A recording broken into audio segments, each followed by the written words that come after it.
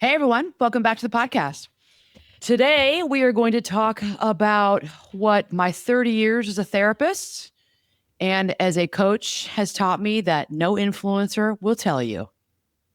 So, this came about from a conversation that I had with a new-ish person in my practice who came in telling me the diagnoses of the people in their family, the mental health diagnoses. And this is actually not uncommon for me in my office and a lot of therapists, we get this. People come in and say, my mom's a borderline, or my wife's, my husband's a total narcissist. They have narcissistic personality disorder. I've been hearing that for 20 years.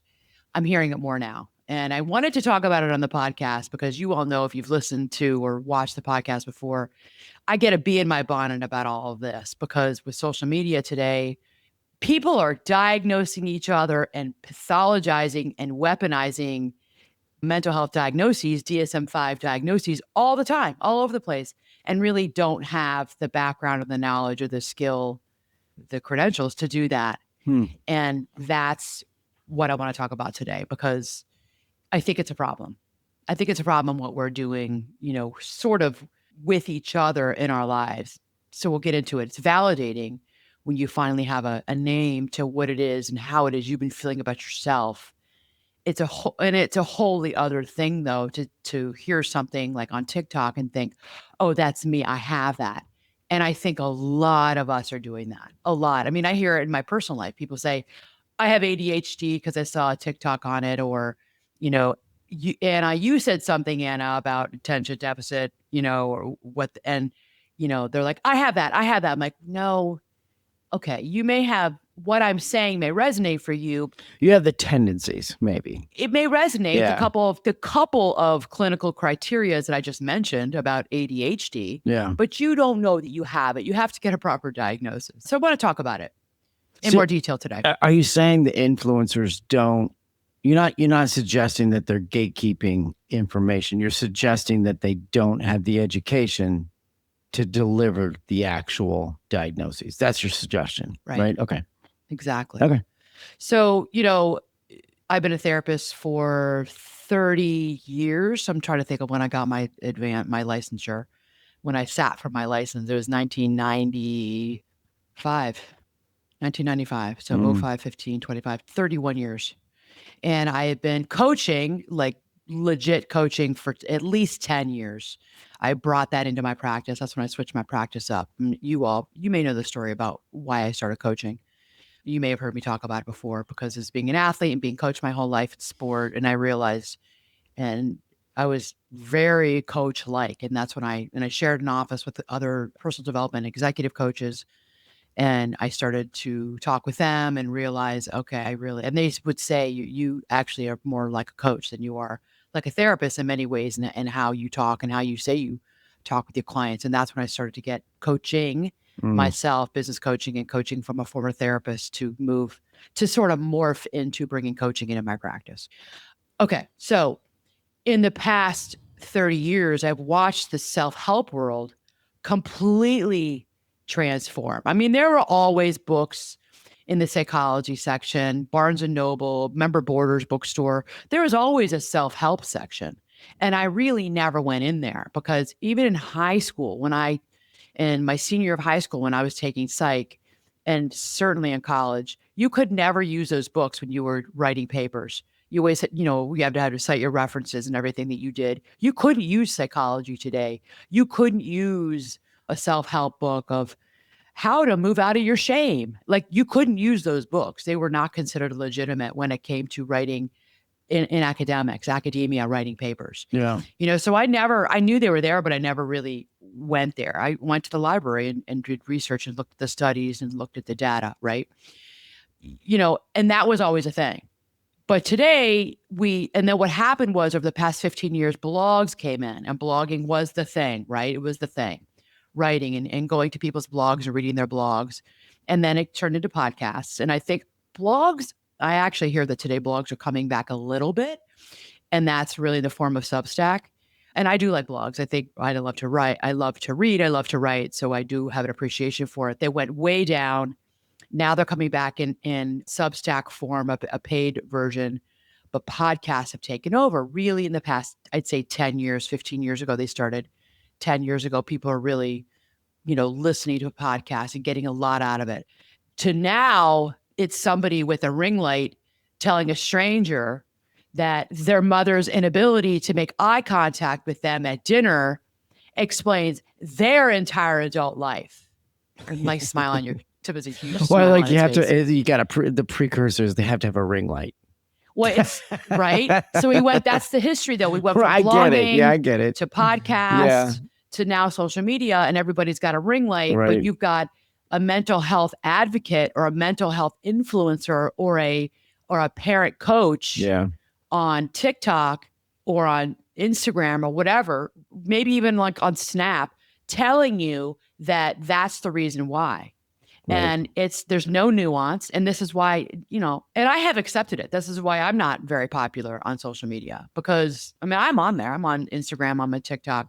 It's hard for me to do. I'm a Gen Xer. This doesn't come naturally to me. I've been doing it now for 6 years and I've gotten used to it, and I'm a public speaker. So it's actually easier for me than a ton of the therapists I coach because it's very, very, very hard for them. We're used to being in an office. We're used to being one-on-one with an individual or a couple or a family. This is all a very brave new world for many people in the therapy and in the coaching space. It's not easy to do because it feels performative, and we are not performative people. We're quiet people. We're in the four walls of our offices helping people deal with the real shit in their lives. Yeah. And being behind a camera and a ring light feels really different. And I've told them, you got to find a way. There is a happy medium here. You got to find a way. And I agree with all of my colleagues who said this is hard. It's hard for me that but Anna, there's nuance to every situation. How do you make a blanket statement? I get it. And there are people on social media who are doing this, and there's millions of people who are dying for that information, wanting that information. They're just like starving for that information, and then they get it. But be careful who you're getting it from. Is what I say. So it's hard for people in the clinical realm to do this on social media. Some are doing it and doing it very well, and there are a lot of people who are on there who probably don't have all the credentials. I'm going to get into this in this episode today. Who we are listening to, who you all are listening to, and I would caution you against that. Right, sitting at the dinner table, and they are saying things like, that's why your mother not making eye contact with you at dinner all the time. You're pathologizing that, and you're giving this person a diagnosis. And that's why we're not close, because she's always been that way. Right. But you're not seeking out outside professional help. You're just listening to the people, not just, you're listening to the people on social media who are telling you something that resonates for you. Yeah. Well, that's one scenario. So here's a big miss, I think, because you're talking about like the therapy world, like those that have actually been educated, right? Mm-hmm. Your world and the coaching world. And the coaching world and your Gen X world all wrapped into one, right? So that's wrapped into one person. Right. So you understand the necessity to get to know the person, right? Because that person's scenario, the reason why they're coming to see you is very personal to them. Yes. Right. So you can then talk about like the things that person needs to work on, which are very private things most of the time, right? If not all of the time. Right. So that's why it's hard for you to go out on a ring light microphone and say to the world, everybody, hey, you should, right? Because you're not used to that. You're used to and I'm not closed clickbaity. Office. I'm not clickbaity. And I've been told that. Like, Anna, you're not, I've had AIs even told me, like, you're not new, you're too nuanced. And social media doesn't like nuance. I'm like, okay, well, I'm not changing. And so I'll never be, and I never wanted to be like somebody who had millions of followers. I think that will be a lot. And that's not my goal in life. If that's not I don't believe that that's my purpose. Would I like to reach a larger audience? Yeah. But I'm not changing who I am. I cannot be a clickbaity person. I can't throw out something in 30 seconds. Even in TikTok, you can talk for 10 minutes. I think you can on Instagram now. Yeah. And you can do it a little bit more there, but I'm not real always exciting to listen to. And I accept that. I'm okay with it. Yeah. But don't you also feel it's a little irresponsible for somebody to grab a microphone and to give this broad, this broad brush advice? Like you don't know how somebody's going to receive that and what they're going to do with it. Absolutely. Right? That's an irresponsible statement. Okay, but I want to say too, I mean, some of what is out there is genuinely good. I mean, I don't follow many therapists and coaches. I do follow some. Yeah. Some is genuinely really, really good. A lot of it's funny. A lot of the things I think are really good are people putting up like static posts or like carousels of the 5 best things their therapist told them. Like, oh, you know what I mean? Like they really learn from their therapist. And I'm like, wow, that therapist was wise and really told them some sage insights for them. And they put it on social media to share it with all of us. Yeah, there are times I read and I see things. I'm like, oh, that's really good. And I actually like that therapist. And, I will follow some. Most I don't. Yeah. Some of it is doing real, also measurable damage to people. And that's what I have to speak up about being a therapist and watching all this, and a personal development coach. And almost none of these influencers, they're not going to tell you what I'm about to tell you because it's bad for their business. They know it. Yeah. They know it, but they're not going to tell you what I'm going to say right now, right? So here it is. A lot of the most popular voices in this space, they're not lying to you exactly. They're not really outright lying. They're doing something that's much more subtle. They're taking real clinical material and they're stripping out the part that makes it safe to use. And that's what just really bugs me, right? Then they're selling it at a scale that I could never touch. And most of us therapists could never touch. That's what's bothersome. It's your business model. So I think I want to show you what that looks like, what it actually looks like. I want you all to see, because not just as a feeling that I have within myself, but with the numbers behind it. All right. So I did some research on this before in getting ready for this episode. Okay. So let's start with, why this arbitrage even exists in what it is that we do, what I do clinically, and what a lot of maybe people who are sort of coaches do, or just everyday people are doing on social media. There is a genuine, well-documented shortage of licensed mental health providers in the United States. It's estimated, let me put my glasses on here because I'm going to read my research. Estimates put the U.S. gap at somewhere around 160 million Americans are living in a mental health professional shortage area.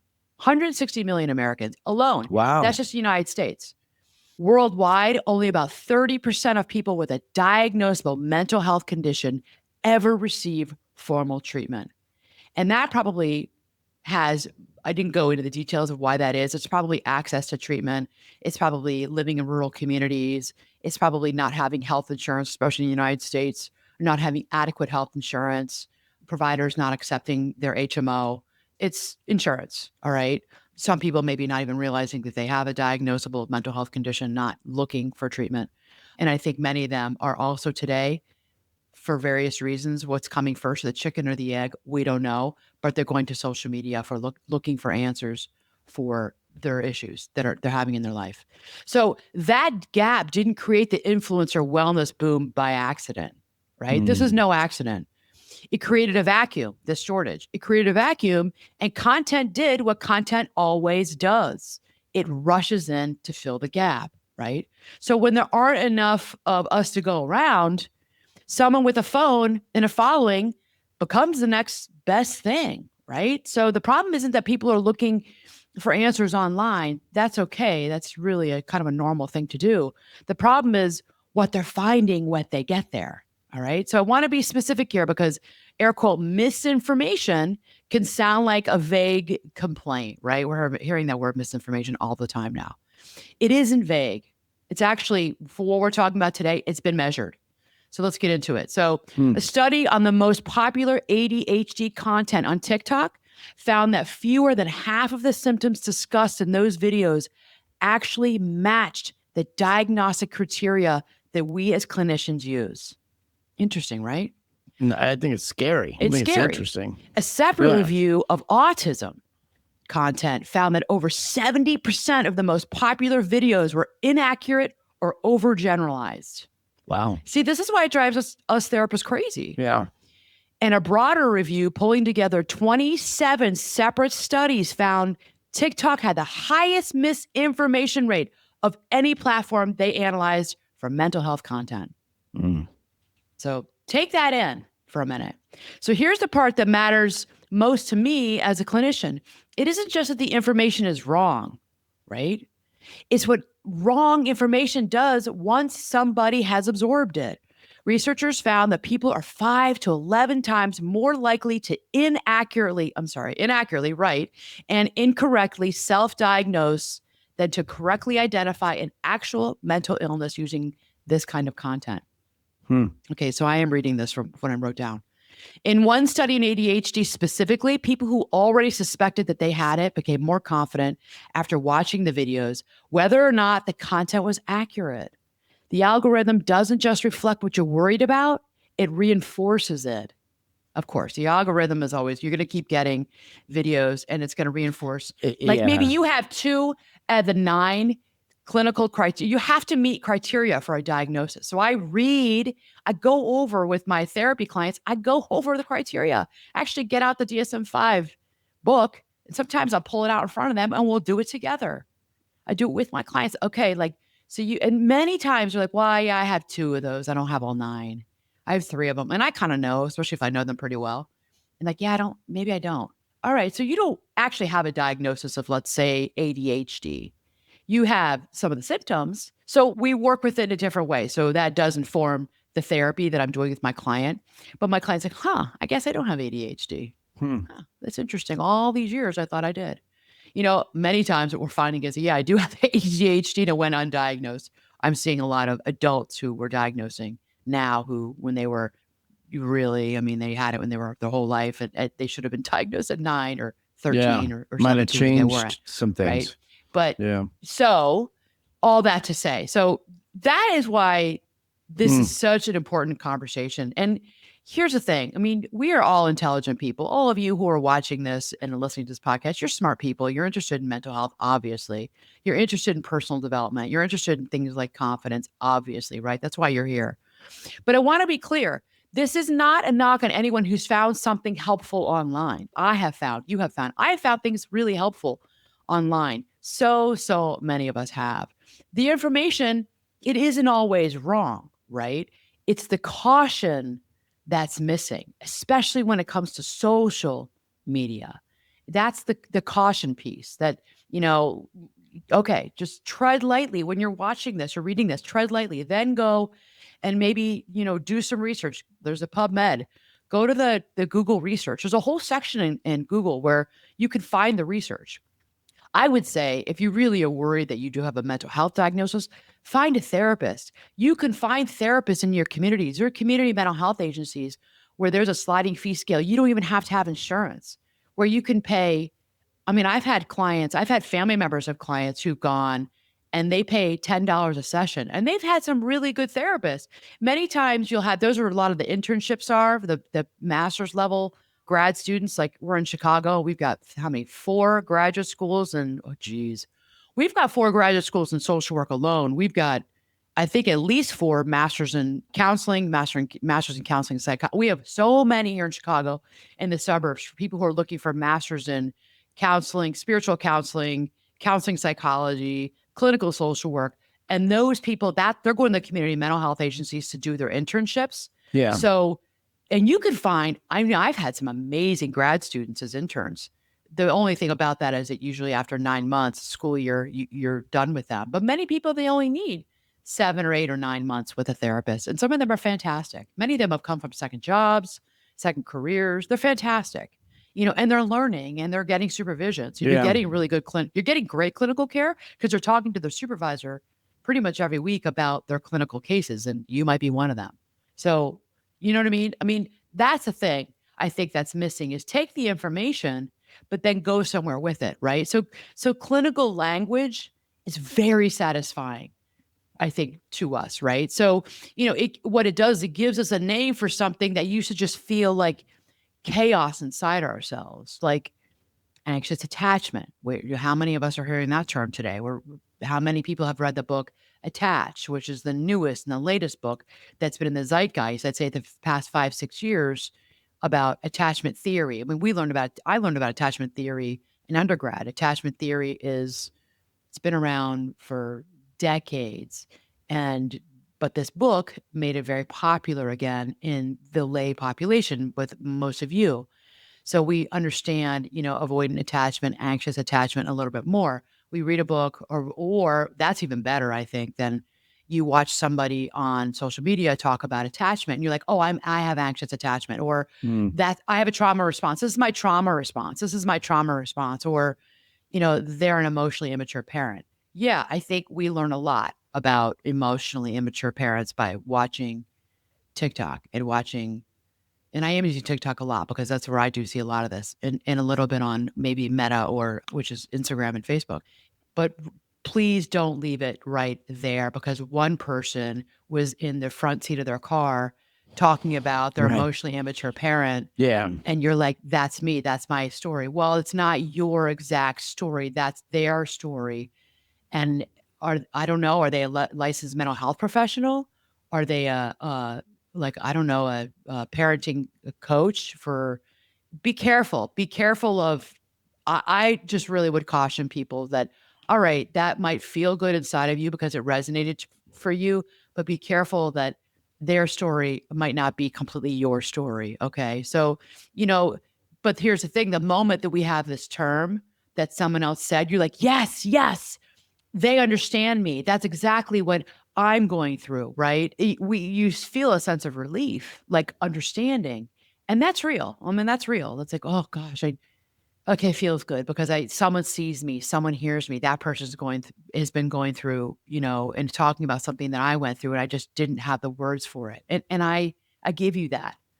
That is very real for you. But what I'm questioning is what happens next, right? Absolutely. Yeah. I mean, that doesn't do anything with change. Right. That's like some air. This is big time air quotes. This is like quadruple air quotes. This is like getting educated on a topic. I mean, consider the source. You're getting some education in terms of a term or a scenario, but like the next step is on you, Yeah. right? You still So have to act on it. it's what happens next. Yeah. So, a real clinical process for me as a therapist doesn't stop at the label, right? Even because this comes up all the time with coaching clients. Because my coaching clients know I'm there to coach them. They also know I'm a therapist, a mental health professional. Like I've said many times here on the podcast, they don't want therapy with me. And because maybe they've been in therapy, they've worked on issues, they're like, I don't need that right now. I know you're also a coach. I know that's why I came to you for. You were recommended to me for, performance coaching, confidence coaching, whatever it might be. And they know I'm a therapist. So they'll talk about something like, oh, so I think so and so is a total narcissist. So we'll get into it a little bit. And I will say to them, I'm not sure about that. Or help them through something that's moving more into the mental health realm. I do that. I do that. And a lot of coaches do that a lot. And they're just not saying it. I've told you all before here on the podcast, there's a lot of coaches that I know. I'm like, yeah, that's like therapy late what you're doing there. That's you're getting into therapy. There's a lot of gray with some coaches. Like there are coaches who are executive coaches and they talk with, maybe they're coaching a group practice, a group law firm, a firm, or they're coaching, they've been hired to this huge accounting firm and they coaching all these accountants. Well, and they're talking about, like maybe profits and losses and they're coaching on that. Okay, that's coaching. But those coaches will talk to me about how there's personality problems or there's mental health issues with accountants.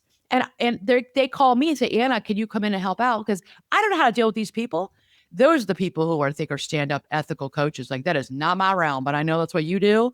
And maybe, come in and help out. And maybe you can coach them up on a few sessions or see a few of these individual people because there's mental health stuff and there's personality issues that I'm not trained. But many coaches will actually go there and try to delve into that. And I'm like, you got to step back.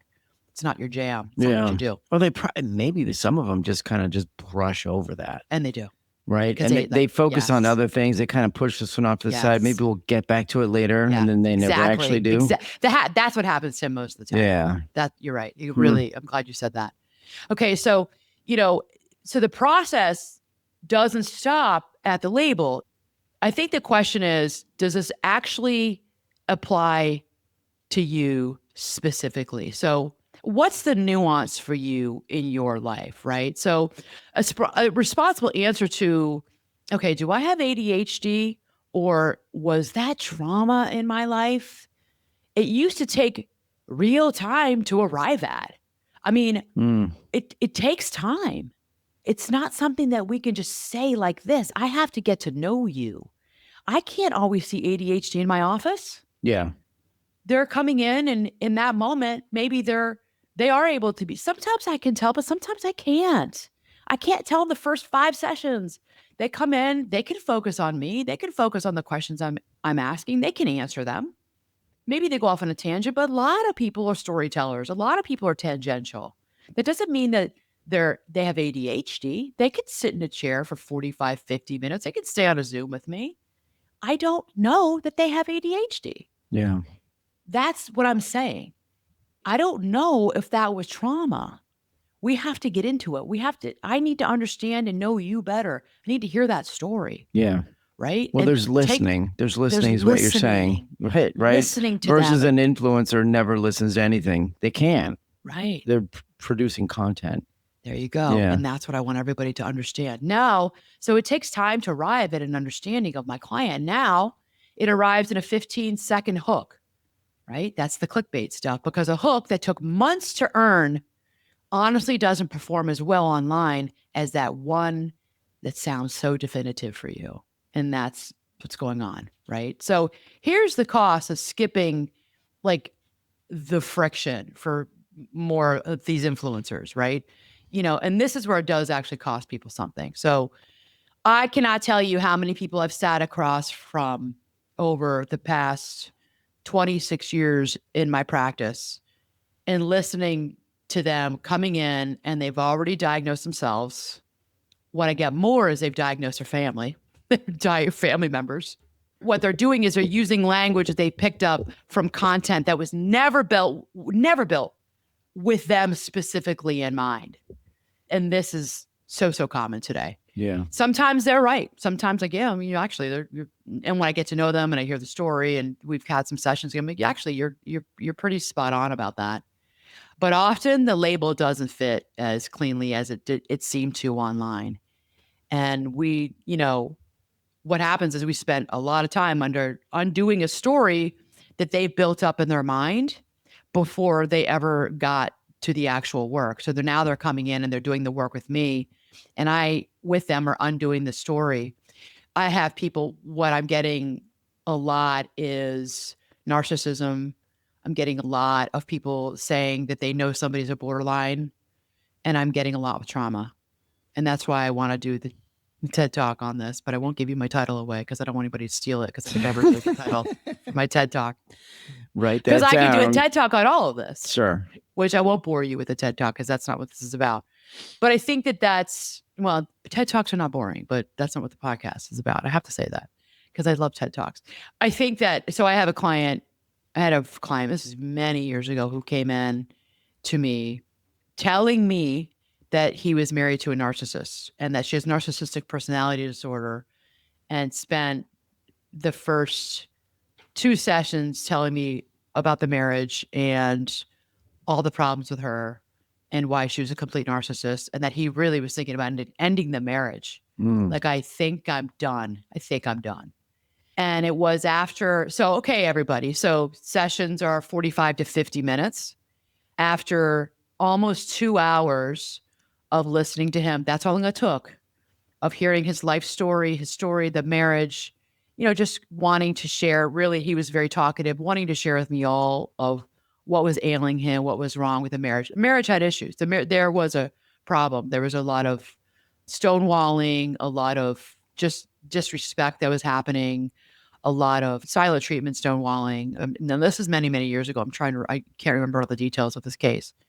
I bring it up here because he kept talking about the narcissism. And I finally said to him, yeah, I don't think we're looking at a narcissist. And I said, you have no way of diagnosing your wife. You're not a therapist. This person, and I said, and I actually have to tell you, I don't think she has NPD. I don't think she has narcissistic personality disorder. So he's like, yeah, I remember the look on his face. He kind of sat back on the couch, like oh, okay. I'm like, you cannot diagnose your wife. And I can't diagnose her. I don't know her. Right. I've never treated her. I don't know her. You've never met her. I've never met her. So I'm not Yeah. going to, I cannot sit here as an ethical person, ethical clinician, and tell you that, yes, she has NPD. Hell no, I would never do that. And you can't do it either because you don't know. Are there issues in the marriage? Yeah. Did I have some ideas of what may have been going on with her? Yeah. Could she have been a narcissist? Yeah, she could have been. I really didn't think so. I mean, I've worked with people with NPD. I didn't think so. I think that this is a perimenopausal woman their marriage was really in a slump.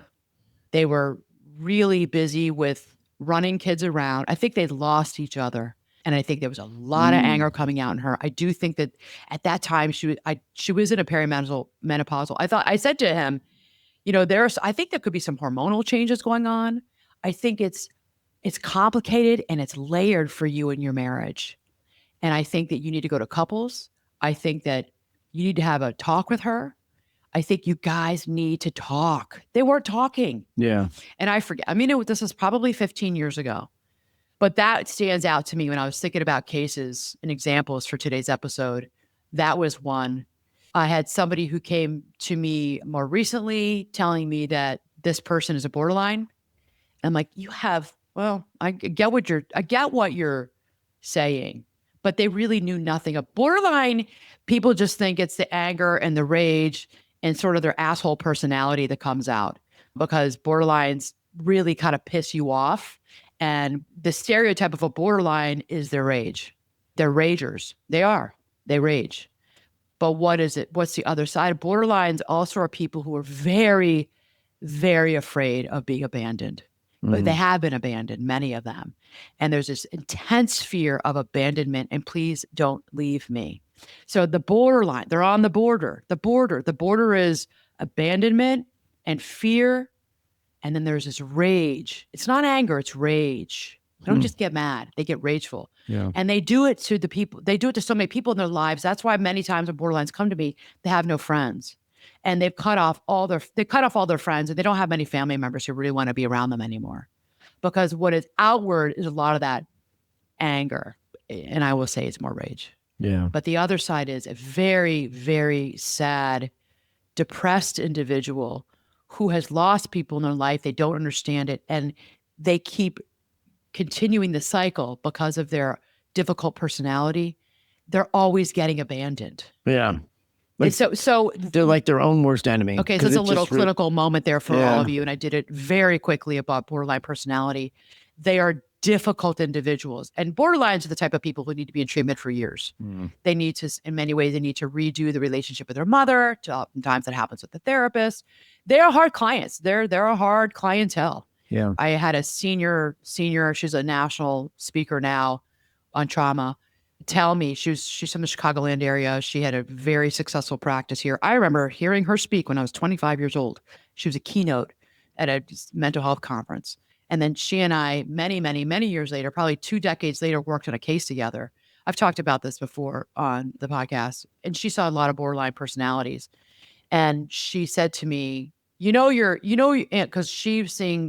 I was seeing the wife, she was seeing the husband. And she said to me, which she probably shouldn't have done, because she'd seen my client, the wife, a couple times and did a couple, like 2 or 3 couple sessions with them because she wanted to get to know the wife, although she wasn't the couple's therapist. But we'll often do that. We'll pull in the couple to meet the partner, the spouse. But her client was the husband. My client was the wife. And she said to me, she's a borderline. She's a borderline. I'm like, okay, all right. You don't really know her. You don't really know her, which kind of brought my respect level for her down a notch because I'm like, you don't know her, you know the husband. Yeah. You're listening. She had a good She's probably listening to his story. Well, yeah, and she did have a good clinical radar. She did. She did a really good clinical radar. And it really wasn't for her to tell me that my client was a borderline. I'm like, I actually don't know. I think she might be. It was early on in my relationship with her, but I don't know that she's a borderline. Anyways, the point of that conversation, she said to me is, Anna, you can't see more than 2 people like this at once in your practice. Remember I told you this? I told you this about her because she's a very well-known, I don't want to say her name, very well-known speaker, therapist in the United States, in North America. And she's like, you can't have more than 2 borderlines in your practice. You're going to burn out. You're going to burn out because she knew how hard this client was based on what her husband was saying. And she was right. It's true. This is a very difficult client. And I was burning out because I had several borderline personality disorder clients in my practice. And they're just really very difficult personalities clinically to work with. Yeah. They're human beings. They're God's children. They're people too. But it can be very difficult because they can be very demanding. Not all. Most can be very demanding, and they're hard. I think a lot of people with borderline personality they need to learn dialectical behavioral therapy. That's a therapy of choice for people with borderline personality. And they need to be in a group DBT. They need to be in a DBT support group. So that's a whole other thing. I mean, I could do a clinical session on that for the podcast if you all wanted me to, because I know a lot about this. I did it for many years. But you need support around seeing borderline personalities. So all that to say that many of the people that I see in my practice, and many of the people that even people in my personal life will talk about, they are borderline. And I would say, yeah, you don't know. You don't know they're borderline. Oh, okay. I'm like, yeah. Like, well, what is it? Just last week, someone said to me, well, what does it mean exactly? What exactly is a borderline? And I explained to her, like, this is what she's like, oh, I didn't know that part. I'm like, of course you did. You're in sales. Like, of course you didn't know that. Why would you know that? Why would you know that? Yeah. But I caution you to be labeling people. And I caution all of you who are listening and watching to be careful of what you're watching on social media. Because you have somebody who's like, I've been in therapy for years, my mother's a borderline. Okay. And because the symptoms of what she's saying about her mother are similar symptoms or criteria to your mom, it doesn't mean your mom's a borderline. Yeah. That's really important. All right. So those two clients you started off with, the stories you started off with, did you ever meet the other person? Did therapy ever go to the point where you had to have that second person come in and it was like... I met the husband once. He came into my office to meet with, because the wife is my client. I met him once. And what did I think? Thought he was a narcissist. I actually do think that he was narcissistic. He had narcissistic features, which is really important differential for everybody. Like, we will see people, and I see people in my personal life all the time. Yeah, there could be some narcissistic features. There could be some borderline features. Yeah. Don't know that they have a diagnosis. NPD, narcissistic personality disorder, is like 2% of the population in North America. 2%. Most people don't have that. That's a small number. Many people are narcissistic, but remember, narcissists have no empathy. There are people who, that's a telltale sign that people are not talking about. Oh, my ex-husband's a narcissist. You're weaponizing a term. Is a narcissist. Like, oh my God, he's a devil. You know what? Many of us have narcissistic features. Many of us are narcissistic at times in our lives. Many of us go through seasons where we're all about ourselves. We're all about our image. Maybe we've had a glow up. Maybe we've lost weight. Maybe we got Botox. Maybe we finally doing well in our job and we think we are the shit. Maybe we've discovered running. We see this in triathlon. Sure. You discovered running, or you've discovered triathlon, and you're 35 and you've married with kids and going to your job every day. And all of a sudden you have this new group of people, and hey, you've lost weight. You look great in your bike kit, and you came in second in your age group. And we have watched people become narcissistic. You're a late bloomer and you're celebrating it. And you're big like, time. And it's a midlife crisis. And that's you're okay. Like, exactly. Yeah. But then they come out of it. We've been around them for years, and then they come out of it. Yeah. The novelty has worn off. And they're not so narcissistic anymore. They've come back to earth and they're like their normal self again. Yeah. We have seasons of that. I've seen women who've gone through glow ups and you're like, okay, she's feeling herself. She a narcissist? No, she's just feeling herself. Is she all about how she looks? Yes. Was it narcissistic? Yeah, maybe. Will she stay that way? I don't know. Probably not. Yeah. Narcissists have no empathy for other people. They don't have it. It's like they're missing the gene. That's so be a whole careful. different person is what you're describing. Right. Right. That's way different. So right. So that's all this to say. So I did think he was narcissistic, but I didn't know him. I didn't really know him. I mean, which would explain why the wife said to you what she said, right? Like that was her interpretation as well. Her No. That she did not tell me he was narcissistic. That was the other case with the husband who came in and told me his wife's a narcissist. No, it's funny. I never met her. I saw him, and I only saw him for a handful of sessions. Yeah. I think that after I told him, it was actually a great sense of relief. After I told him, Yeah. I probably saw him for two times after that. I didn't see him very much. I said, I don't think she's a narcissist. I think there's a lot more going on here. I think you need couples therapy. Okay. I think you need to do, because he loved her and they had a great life. They had a really nice life, but they lost each other. I said, I think you need to go to couples therapy, and I think you need to have a conversation with her. Yeah. He said, okay. He was a great client. Yeah. And I know he had the utmost respect for me. And he came to me from other people who knew me in the North Shore, and he really listened to what I said to him. And he's like, all right. And I never saw him again. I told him to go to couples therapy. You think it worked out? I don't know. Yeah. But I do think he was like, okay, heard Sure. therapist, heard clinician. Yeah. Not sure that she's a narcissist. And I think that was very helpful for him. Yeah. The other case where I was seeing the client, the wife, and this other therapist was seeing the husband, I did think he was narcissistic based on actually what the therapist told me, but I didn't know. So no, we never really talked about that. We actually talked about her. Yeah. And she was actually, I'm going to get into it. She was a little bit of a mix of she had characterological features of. Characterological? We call it characterological features. It's access to diagnoses or characterological features. She was a borderline. She was. Okay. Very, very hard client. Anyways, so that's that. And a little bit of narcissism in there too. So that's what happens. And you see people for long periods of time. You get to really know them. And you start to, okay, that's why this takes time. Because I would never tell you in the first 5 sessions what somebody was. Right. Never. Well, I think that's the point of what we're saying. We call it a working diagnosis. Yeah. And that's why therapy is so important, and to not put all your eggs in the basket of social media. Okay. Sure. So when we get information from social media, that information's not evil. I'm not saying it's evil. Okay. It's the skipping of the friction. And that's what I'm talking about right now, is the friction, right? The part where someone who actually knows your specific situation checks whether this applies to you. And this is what I do as a therapist and a coach for people. It lets people build this very confident, very tidy narrative that might not be true about the people in their life and about themselves.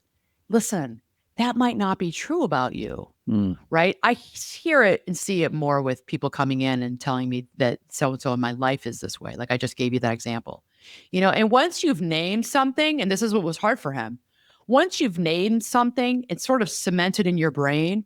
It's hard to go back and reconsider that maybe that's not true. And that's what that client was able to do. He was able to reconsider, okay, yeah, I have known her since we were 22 years old, and now we're 48. Maybe it's not true about her. Maybe she is in a season. Maybe she is going through perimenopause. Perimenopause, what that does to women, it can turn you into like a raving bitch.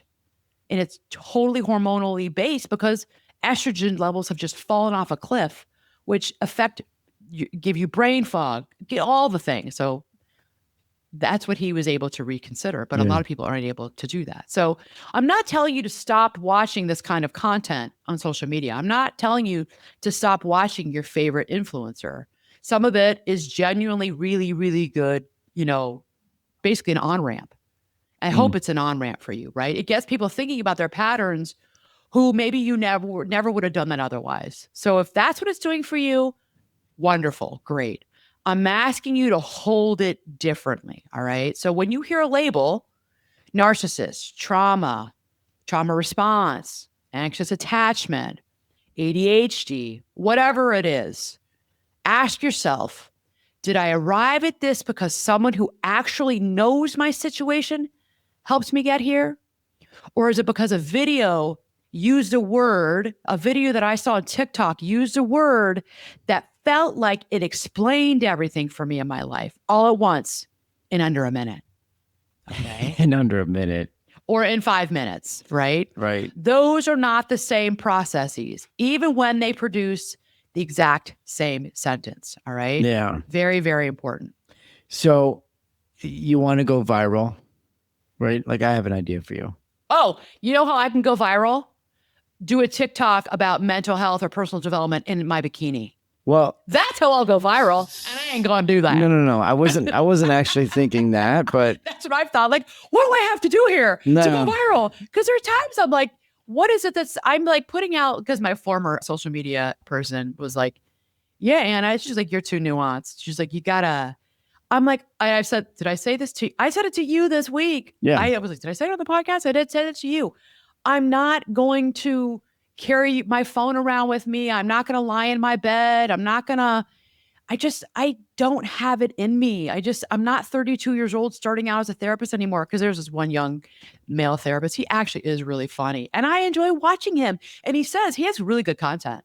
And so I'm saying they're not all like, I'm not anti like social media, not anti, therapists and life coaches. I mean, I think you have to have the clinical expertise. I'm really never going to not stand behind that. You have to have the clinical expertise. This guy does. Yeah. He's young. He's been a therapist, I think, not even maybe 5 years. He's good. And he's funny as shit. I watch him like, oh my gosh, but I'm 57. I'm not doing that. So there are some really, really good people out there. Just please vet them.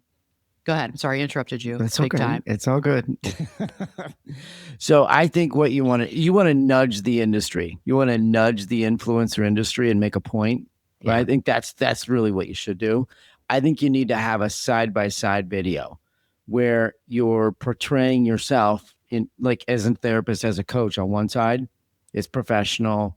You'll come up with the words, you'll figure out. And then on the opposite side, so you'll hit play. This will go for a second, and then the opposite side will be an influencer giving some wild advice, dressed in some crazy clothes in a goofy. It's a lot of work, and you will go viral with that. Well, that's what that guy is doing. Yes, I know, Tim, but I don't know if I want to do that because I have my practice. I'm busy. I'm busy. I don't know. I just think you take the time and do that. I mean, I think you will make a point that will be well received. It's performative. It's very performative. Yeah. And I have a hard time with being, and I don't know if you know, I went through Second City, I do stand up, I'm going to continue. I have to get back. I've let it go a little bit, but I'm going to get back into stand up to open mic nights. Those are in the evening and those are late at night. And I'm an early to bed person now. And I'm going to do it. I love stand-up. I love all of it. I love comedy. I love improv, love Second City, miss everybody down there. That's performative. That's performing. I do like to perform. Yeah. It has to feel natural. It has to feel authentic to me. Yeah. Sometimes doing that on Instagram or TikTok feels performative. It feels fake.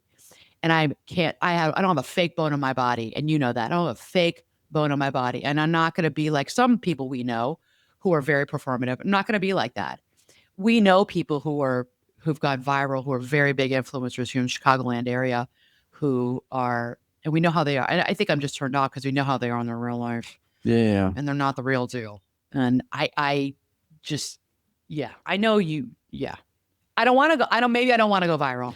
Well, but I think this is not, who cares about the viral part of it? This one is actually making a statement of why therapy and coaching is so much different than an influencer's message on social media. That's the point of this.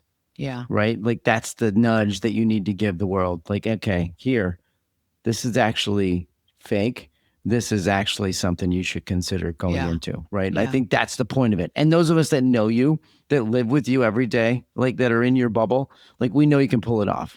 I know. And you all don't, you don't, yeah. You guys know parts of me and pieces of me come out in here, but like my two best friends are like, that's why I went to Second City. They're like, you missed your calling. Yes. You should have been on SNL. Like you missed your calling. And most people in my life, my friends, family members will tell me, my daughter just told me from my ex's family, my ex-husband's family, she was with her aunt recently and we were at a graduation for our eldest daughter. Yeah. And we were together and she saw my other daughter and Marissa said, Aunt so-and-so was like, your mom, I haven't been around her for years. Like, your mom is so funny. Like, she's funny as shit. Like, I'll pat myself in the back. And I was like, really, it's funny she said that because we were just at a dinner reception. We were yakking it up and, you were there. We're all whatever, we're just talking. But she's like, you were there, you saw it. yeah. But she was like, your mom is so funny. And Yeah. and I think Marissa sometimes forgets. No, but they laugh at me all the time. Like, Yeah. we're all love comedy and humor in this family, and we all laugh at things. We all think things are funny. Yeah. But yeah, I mean, I have had people, my former business coach, my former social media people are like, you have a side of you that's so freaking funny that you don't show. And I'm nervous. I think I'm nervous. 1,000%. I know. I'm nervous to do it. I think I'm nervous to do it. I don't know why. Yeah. I can get up on a stage at Second City. I can get up on an open mic night stage at a comedy house and do it. But for some reason with social media, I'm nervous to do it. And I don't know what that's about for me, but I am nervous to do it. Maybe because I'm alone in my office or I'm alone in my car and I think maybe it feels inauthentic. I'm not sure what that's about. Maybe I'll have to unpack that a little bit for myself. Maybe you should see somebody. Maybe you should see somebody about the fact that you're not funny on social media. All right, here we go. Ready? A little improv moment. Give us that little Harry Carey interpretation. Go. Harry, Yeah, when Will Ferrell you got the does Harry glasses. Carey. You got the glasses. Look right into the camera. You go right in the camera. Go. Hey. Look at Hey. Do you know why my friends call? No, I can't do it. I'm like, the moon's made of cheese. Do you know why my friends call me Whiskers? Because I'm curious as a cat. No, I can't. That's not very good. Will Ferrell, when he does that, he does Harry Carey. He used to be our announcer for the Chicago Cubs. Yeah. Very funny, very huge glasses. And he said crazy things. He was a WGN Chicago Cubs announcer for many, many years. People knew him across the country, not just in Chicago. And he used to say, hey, guess what? And I do those things, and people who know me think it's very funny. It is. Anyways, that's that, everybody. So I'm not going to go on and on. Maybe I'll try to show up more on the podcast here with all of you as my other side of myself and bring some humor in, because I think that that's important. You know, somebody said to me, do you want to be an entertainment podcast or do you want to be more of an educational podcast? And I'm like, well, it's mental health, personal development, which is more educational. It's mental health and wellness, but we could certainly bring in some humor. I think humor is the spice of life. I think humor is where it's at. I think you got to have humor. You have to have a sense of humor in all that we're going through, because a lot of what we talk about is very serious, serious things. And weren't able to laugh at life and laugh at ourselves. Where would we be? I mean, I find humor. I laugh with I can't tell you, every week I laugh with my therapy and coaching clients. Every week we laugh about things. And thank God. Important. Yeah. I mean, not every client, not every time, but every week there's laughter in my office and online with my clients. There's something we'll like be yucking it up about. Sure. Which I love. Yeah. Okay. So here are some just final thoughts about this episode today. For 30 years, here's what I believe. Good clinical work in therapy is slow on purpose. All right. That friction isn't the system failing you. It's the system protecting you from someone being confidently wrong about your life at a scale that reaches millions of people before anyone checks whether it's true or not. So remember, everyone, these influencers, they're going by a business model. So take what they say. Some of it may resonate for you. Pay attention to the resonance inside of yourself, but go somewhere with it. Okay. So the next time something online gives you a tidy label for a messy part of your life, don't just throw that out. All right. Keep it. Just ask yourself what it costs to arrive at and whether anyone actually checked if it fits you before they said it out loud to a million strangers at once. Right? So check yourself, I'd say. Check yourself. Does it fit you? Maybe that one part fits you, but then go somewhere with it. Okay. See a therapist. Get a good coach. If get a good personal development coach, get a good life coach, get a good maybe parenting coach or divorce coach to help you through. But if you've got some deeper stuff, that's a psychotherapist. That's a therapist. Coaches are not trained in that. Yeah. Okay. Yeah. All right. So as always, please rate and review the podcast. Makes all the difference in the world. I can't tell you if this is of any value to you. And if you're still here listening, please scroll down, click smash on that 5-star button and take a minute, please, to write 1 or 2 sentences. It makes all the difference in the world. Okay. And as always, if you're in Illinois and you want therapy, reach out to me. I can see you if you're in the state of Illinois and coaching. I can coach you no matter where you are in the world. All right. Until next time, everybody. Mad love.